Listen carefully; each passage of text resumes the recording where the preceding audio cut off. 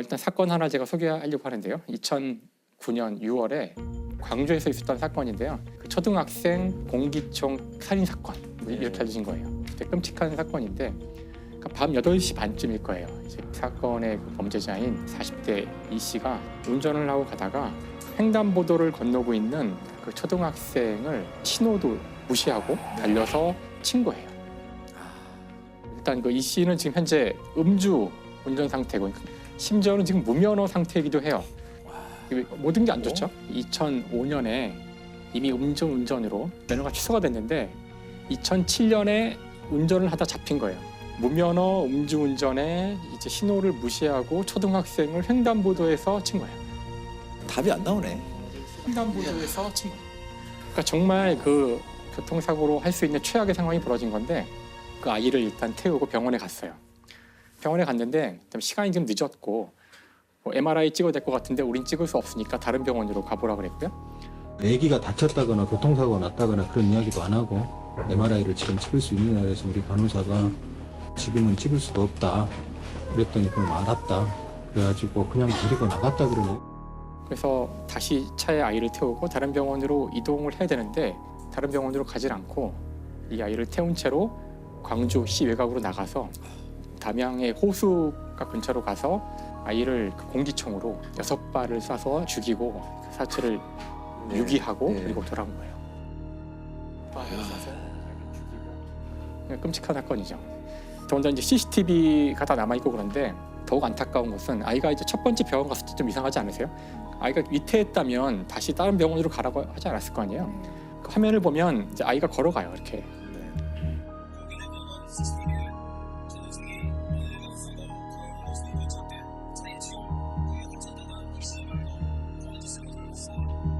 그러니까 아이는 크게 다치지 않은 상태였다는 거예요. 그러니까 다 거짓말한 거죠.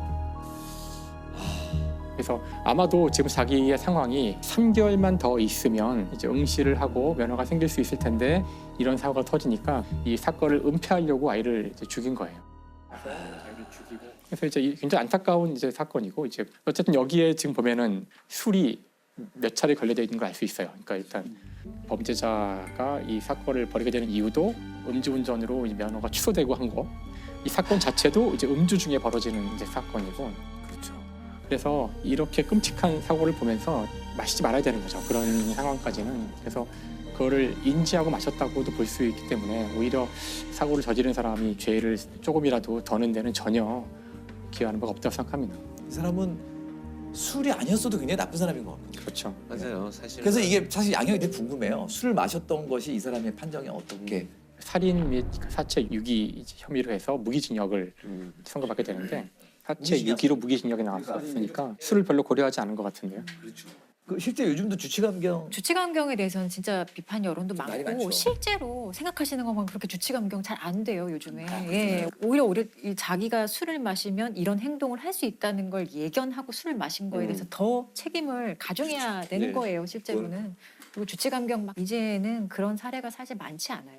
거의 이제 고의로 입실적 그렇죠. 고의로 예, 맞아요. 인정을 하죠. 그러니까 근 몇 년 만에 많이 분위기도 바뀐 거예요. 맞아요. 예. 때는 이제 2015년 7월 14일이고요. 마을 회관에 할머니 7분이 모입니다. 7월이니까 덥잖아요. 그렇죠. 아우 더우니까 목마르다. 뭐 먹을 거 없나? 마실 거 없나? 하고 냉장고 문을 열어요. 사이다가 페트병으로 있었는데 뚜껑이 사이다 뚜껑이 아니라 자양강장제 뚜껑으로 닫혀 있었어요. 할머니 한 분이 그걸 꺼내 와가지고 밥그릇에 돌려가지고 나눠 드십니다. 나눠 드시는데 한 분은 내가 집에서 마가루를 이제 물에 타가지고 마시고 와가지고 난 안 먹겠다 이러면서 한 분은 안 드세요. 드시고 나서 조금 있다가 한 분, 두 분 쓰러지세요. 한 분, 두 분 쓰러지고 할머니들이 이제 쓰러진 채로 구토를 해가지고 토사물이 얼굴에 뒤덮이고 하도 한 분은 이제 그 구토를 격렬하게 하셔가지고 틀니가 빠질 지경이 돼요. 제일 젊었던 할머니가 비틀거리면서 나가요. 마을회관 옆집에 살던 할머니가 마당을 기어다니던 할머니를 보고 형님 왜 그래요? 이러면서 119에 신고를 합니다. 그 마을회관 안에는 할머니 5분이 계속 발작을 하고 계신 거예요. 예. 근데 그 안에 할머니 5분이 있다는 걸 구급차가 몰라요. 아이고 이런. 신고를 한 분만 했구나. 신고를 이제 거의 1시간 가까이 돼서 이 다섯 할머니는 그때서야 병원을 가는 거예요. 그 할머니 6분 이제 다 중태에 빠지시고 결국 2분은 돌아가세요. 경찰이 당연히 오죠. 마을회관에 있던 모든 액체를 다 수거를 하고 금방 밝혀내요. 뭐 들어있다. 네. 사이다와 특정 성분의 살충제가 섞여 있었다.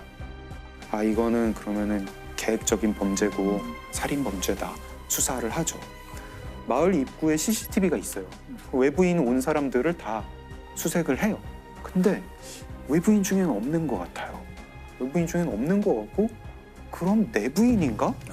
이 마을 너무 작아가지고 마을 사람들 다 서로 알고 다 형님 동생하고 누가 그렇죠. 원한 가진 사람도 없는데 이게 어떻게 이럴 수가 있지?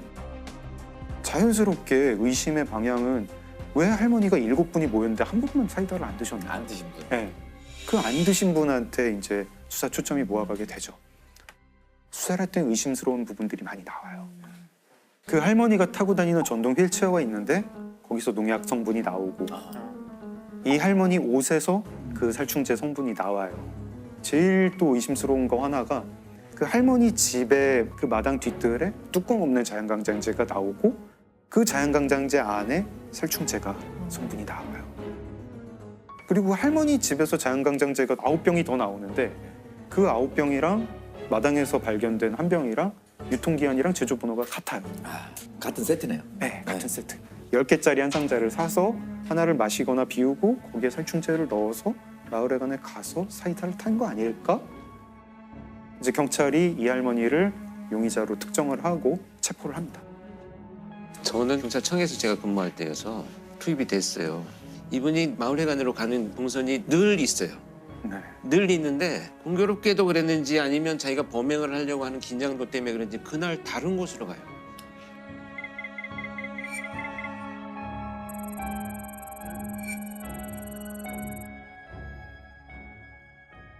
이제 그 다음부터가 문제인데 정황 증거는 있죠.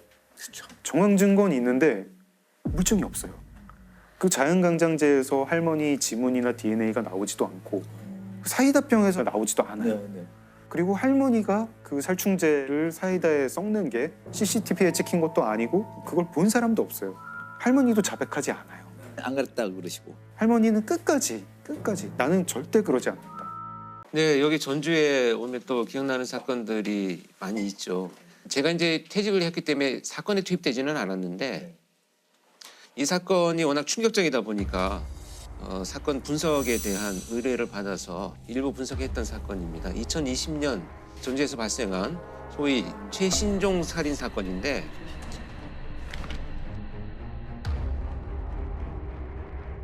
실종 여성 2명을 살해한 혐의로 체포된 30대 남성이 검찰 조사에서 범행을 모두 시인했습니다.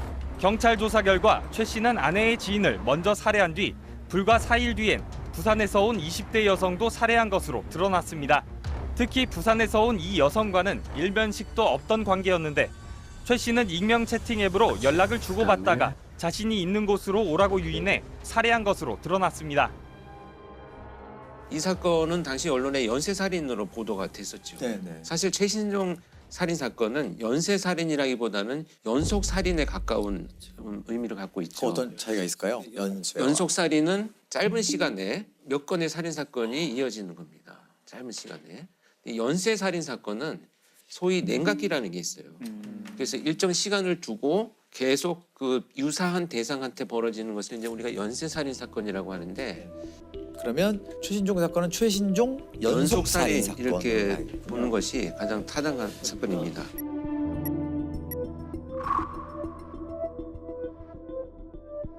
그럼 살인을 저지른 이유는 그런 어떤 습성이 나온 걸까요? 아니면 근데 처음에는 이제 처에 친구한테 내가 돈을 빌리려고 했다. 근데 돈을 빌려주지 않고 무시하는 말을 계속하고 그래서 화가 나서 살해했다라고 주장은 하지만 네. 뭐 성폭행 흔적도 있었고 사망한 피해자의 카드를 가지고 현금을 48만 원을 인출을 합니다. 그래서 성폭행과 금품 강취의 목적이 있었다라는 것으로 이제 분석이 되고 있고요. 그리고 나서 이제 그 랜덤 채팅을 하는 과정에서 만난 여성을 살해를 한 것으로 이제 밝혀졌는데 랜덤 채팅을 사용한 흔적들이 많이 나타나고 있고요. 그걸 통해서 평상시에도 아마 이런 부적절한 성적인 삶의 방식을 갖고 있었던 것으로 나타났습니다. 그 연속살인 두 사건이 좀 연관성이 있다면서요? 관계가. 살인 범죄를 저지르고 나면 정말 아이러니하게 자기의 어떤 분노가 표출되면서 긴장이 해소되잖아요. 그런데 또 다른 엄청난 긴장이 생겨요. 근데 이 긴장을 해소하는 방법으로 대부분 방화나 또 성범죄나 도박 이런 것에 그냥 빠져서 그 스트레스를 해소하는 방식을 선택하는 범죄자들이 되게 많습니다. 그런데 이 최신종 같은 경우에는 성범죄로 그것을 해소하는 이런 성향을 갖고 있었던 것으로 보여지죠. 이 최신종에게서의 성이라는 의미는 극도의 스트레스 상황을 벗어나는 어떤 도구로 쓰여진 그런 의미를 갖고 있는 거죠. 구속된 이후에도 최신종은 또 어이없는 행동들을 보였다고요. 뭐라고 이제 변명을 했냐면 내가 아내가 먹고 있는 우울증 약을 그동안에 잠이 안 와서 계속 먹는 바람에 내 정신이 아니었다. 이렇게 심신미약을 슬쩍 꺼내면서 주장을 하기 시작을 합니다. 그런데 이 상황에 너무나 분노한 이 천은 내가 먹는 우울증 약은 조금 더 줄어들지 않았다라고 진술을 해요. 그러니까 형량 줄이기 그렇죠. 방법을 형량을 택한 줄이기 위한 이제 심신미약 어떤 내지는 전략들을 뭐. 이제 세우기 시작을 하는 거죠. 이 편지도 한 번씩 좀 나눠드리겠습니다. 자, 이건 먼저 보여드릴게요. 이건 편지 봉투에 써 있는 글입니다.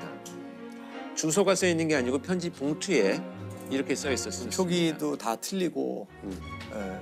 왼손으로 이 범인이 써가지고 아주 왼손으로. 필체가 거의 알아보지도 못할 정도로 악필로 되어 있는데 이 사건은 2007년도 12월에 발생한 사건입니다. 네. 인천 강화도에서 해병대원 2명이 근무를 하고 부대로 이동하는 과정에 네. 누군가 나타나가지고 이 병사들을 차로 칩니다. 차로 충돌을 해가지고 네. 그 쓰러진 병사들의 총을 뺏어간 사건이에요.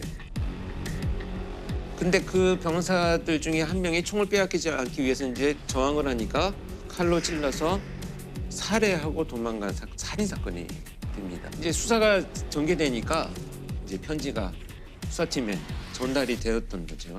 그러니까 이제 체포되기 전에 자기가 의도적으로 수사 방향을 바꾸고 자기 변명을 하고 여러 가지 의도를 가지고 이제 보낸 편지가 되겠습니다. 굉장히 장문의 편지인데요. 첫째 줄에 보시면 저는 이번 총기 사건의 주범입니다. 아무도 궁금하지 않는 내용을 써놓았습니다. 공범이 있는 것처럼 만들어놨죠. 주범이라는 표현을 쓰면서.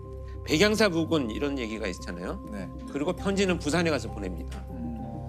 뭐 상당히 자기 나름대로의 계획을 수립하고 여기저기 혼선을 주는 거죠. 아, 혼선을 주려고 보내는 거군요, 지금. 실제로는 백양사 부근에서 이제 아무것도 없었던 거죠. 백양사 부근보다는 조금 떨어진 곳에서 실제 총기는 발견이 됐습니다. 수색 중에 발견은 됐어요. 총 발견이 됐고. 그리고 이제 군인과의 뭐 대치 상황에 대한 이제 이 내용들은 사실 언론에 보도가 안 된 거예요. 그래서 수사팀에 내가 진범이야를 힌트를 주고 있습니다. 범인만 아는 내용들을 네. 살짝 넣어놨어요. 그리고 민간인으로부터 모자, 혈액 등 구입해서 범행 현장에 방치해서 수사 방향을 혼선을 주려고 했다라고 하는데 이건 무슨 얘기냐면 격투하는 과정에서 자기가 실제 쓰고 있던 자기 모자를 떨어뜨려요. 그래서 경찰이 거기서 수거를 해가지고 DNA를 찾습니다. 내가 아니다 이거. 자기 거예요. 자기 거 건데 아니라고. 민간인에게 아, 정말. 피해를 줘서 엉뚱한 사람을 죄인으로 만들어서 수사하게 만들었으니 미안하다. 잔머리를 엄청 부렸네. 애썼다 싶네요, 네. 진짜. 아휴. 이 얘기 너무 재밌어요. 살인을 범했지만 최소한의 인권을 존중해 주시.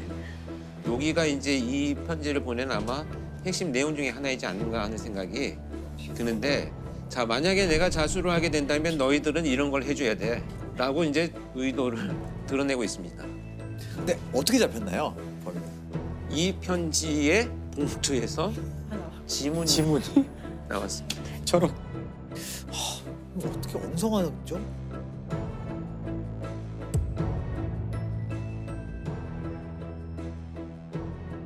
이 편지나 글을 통해서 심리 분석해봤는데 이 편지로도 이렇게 네. 다 분석이 가능하군요. 언어가 나오게 되는 배경은 그 사람의 성격과 깊은 연관성이 있잖아요. 그 언어를 분석을 해보면 많은 정보를 알 수 있는 단서가 되기도 합니다. 오히려 글들이 자기가 오롯이 드러나는 것 같아요. 네. 피해가는 방법도 그 사람이 나오는 게 아닌가 라는 생각이 들어요.